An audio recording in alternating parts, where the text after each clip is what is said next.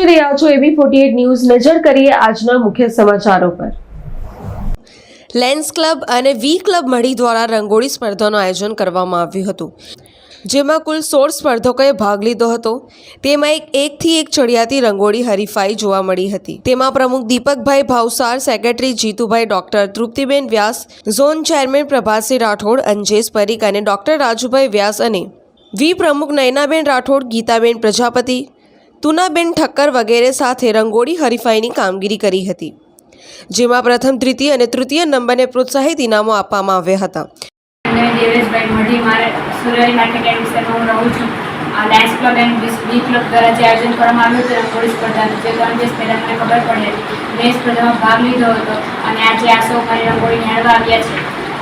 જ્યારે અમુક છોકરીઓ અને સ્ત્રીઓને કળાઓમાં રસ હોય છે, પણ તેમને કોઈ પ્લેટફોર્મ નથી મળતો, એટલે તેઓ એમની કળા અંદર જ છુપાયેલી છે, તે બહાર નથી કાઢી શકતા। જ્યારે આવી કોઈ સ્પર્ધા આયોજન કરવામાં આવે ત્યારે તેમાં તેઓ ભાગ લે તો તેમની જે કળા છે તે બહાર વિકસે છે। આથી આ એક પ્લેટફોર્મ સારું છે કે લેન્સ ક્લબ અને વી ક્લબ દ્વારા આ બધી સ્પર્ધાનું આયોજન કરવામાં આવે છે, જેથી બધા તમામ સ્ત્રીઓ અને બહેનોમાં ભાગ લઈ શકે અને તેમની કળા વિકસાવી શકે। લાયન્સ ક્લબ મઢીની સ્થાપના 1967માં થઈ હતી। આમ તો આ વિસ્તારમાં વી ક્લબ જોડે અમે સેવાના કાર્યો કરતા હોઈએ છીએ। નાના મોટા હેલ્થ કેમ્પ છે, પછી મેડિકલ ચેકઅપ કેમ્પ છે, ડેન્ટલ કેમ્પ છે, વસ્ત્રદાન કરીએ છીએ। પણ દર વર્ષે અમે છેલ્લા 7-8 વર્ષથી આ વિસ્તારની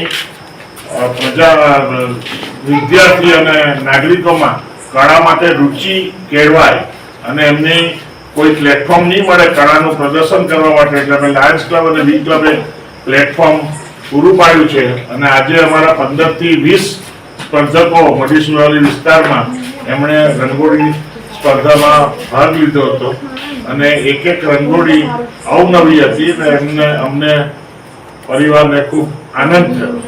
અંજેશ પરીખ, AB48 ન્યૂઝ, મઢી।